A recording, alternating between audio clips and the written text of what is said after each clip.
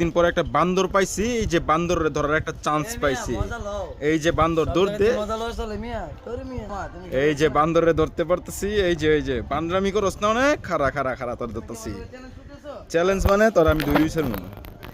Challenge মানে জীবনের risk বলতে কিছু নাই একদম। ওরে বাপ রে বাপ, এই জায়গা তো আসছি আমরা ব্লগ করার জন্য। হ্যাঁ, is it one time of blog?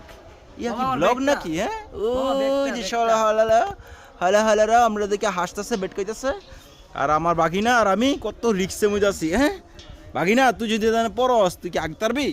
আমি যদি পড়ে যাই আমরা এগেও যাই নাই, কারণ আল্লাহর দুনিয়াতে আমি যাইতে আল্লাহ যদি ডাকে আমি নিচে পড়ে যাবো।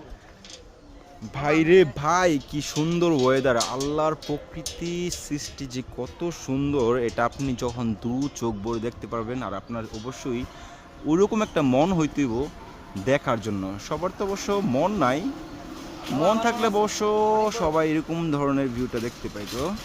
এখন আমরা আছি হচ্ছে গণিশার মাজারে। গণিশার মাজারের পিছনের অংশ, এটা একটা বিল, বাট এখানে আকাশটা ভাই দেখতে অনেক সুন্দর।